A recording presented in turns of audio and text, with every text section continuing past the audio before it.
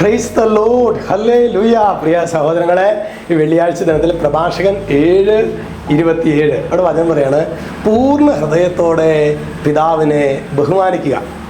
എന്നിട്ട് പറയാണ്, നൊന്തു പെറ്റ അമ്മയെ മറക്കരുത്.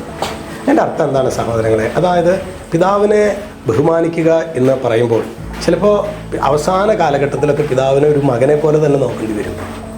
അമ്മയോട് നമ്മൾ അവസാന കാലഘട്ടമാകുമ്പോൾ അമ്മയുടെ ഓർമ്മയും കാര്യങ്ങളൊക്കെ പോകും. അപ്പോൾ അമ്മേനെയും ചിലപ്പോൾ ഒരു കുഞ്ഞിനെ പോലെ നോക്കേണ്ടി വരും.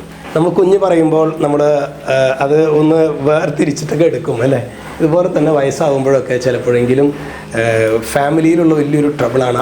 ഒരു മകൻ അമ്മയെ മാത്രമേ കേൾക്കൂ. അവൻ വിവാഹിതനാണ്, ഭാര്യ അവനുണ്ട്, ഭാര്യയെ കേൾക്കില്ല, അമ്മയെ മാത്രം കേൾക്കുക എന്ന് പറഞ്ഞാൽ ചിലപ്പോൾ അത് വലിയ വിഷയമാകും.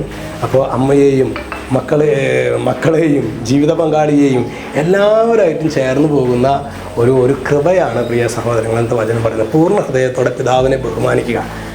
പിതാവിനെ ശരിക്കും ബഹുമാനിക്കുക.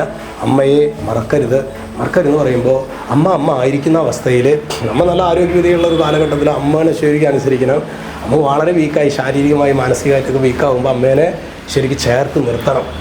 ചിലപ്പോൾ അമ്മ പറയുന്ന എല്ലാ കാര്യങ്ങളും ശരിയാവണമെന്നില്ല, പക്ഷെ അമ്മേനെ ചേർത്ത് നിർത്തണം, ജീവിത പങ്കാളിയെ ചേർത്ത് നിർത്തണം. അതൊരു അഭിഷേകമാണ് പ്രിയ സഹോദരങ്ങളെ. ഈ ഒരു അഭിഷേകത്തിന് വേണ്ടി നമ്മുടെ കുടുംബങ്ങളിൽ ഇല്ലാതെ പോകുന്നത് പരസ്പരം കുറ്റപ്പെടുത്തലും മറുകണ്ടം ചാടലും ഇതൊക്കെ ഈ ഒരു അനോയിൻറ്റിങ്ങിൻ്റെ കുറവാണ്. നമുക്ക് നമ്മുടെ കുടുംബാംഗങ്ങളുമായിട്ടുള്ള സ്നേഹബന്ധത്തിലൊക്കെ ആഴപ്പെടാനായിട്ട് പരിശ്രമിക്കാം.